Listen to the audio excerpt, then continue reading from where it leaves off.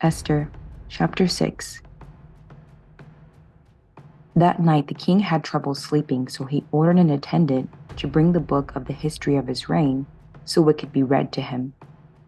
In those records he discovered an account of how Mordecai had exposed the plot of Bigthana and Teresh, two of the eunuchs who guarded the door to the king's private quarters.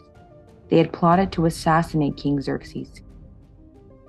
"What reward or recognition did we ever give Mordecai for this?" the king asked.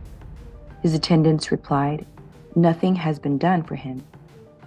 "Who was that in the outer court?" the king inquired. As it happened, Haman had just arrived in the outer court of the palace to ask the king to impale Mordecai on the pole he had prepared. So the attendants replied to the king, "Haman is out in the court. Bring him in," the king ordered.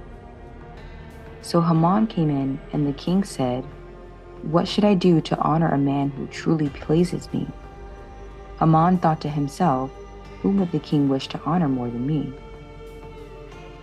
So he replied, "If the king wishes to honor someone, he should bring out one of the king's own royal robes, as well as a horse that the king himself has ridden, one with a royal emblem on its head. Let the robes and the horse be handed over to one of the king's most noble officials, and let him see that the man whom the king wishes to honor is dressed in the king's robes and led through the city square on the king's horse. Have the officials shout as they go, 'This is what the king does for someone he wishes to honor.'" "Excellent," the king said to Haman. "Quick, take the robes and my horse and do just as you have said for Mordecai the Jew, who sits at the gate of the palace. Leave out nothing you have suggested."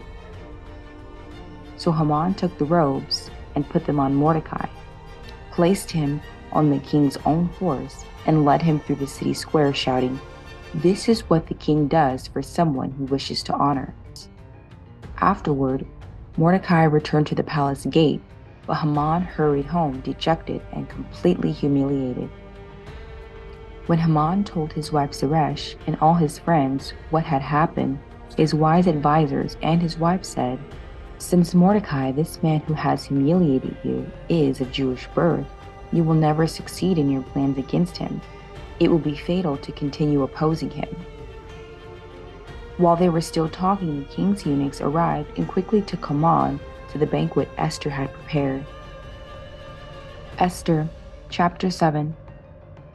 So the king and Haman went to Esther's banquet. On this second occasion, while they were drinking wine, the king said to Esther, "Tell me what you want, Queen Esther. What is your request? I will give it to you, even if it is half of the kingdom." Queen Esther replied, "If I have found favor with the king, and if it pleases the king to grant my request, I ask that my life and the lives of my people be spared. For my people and I have been sold to those who kill, slaughter, and annihilate us.